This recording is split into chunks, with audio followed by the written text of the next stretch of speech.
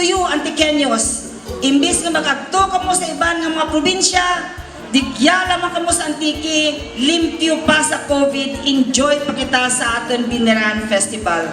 So to all of you, Kruhay!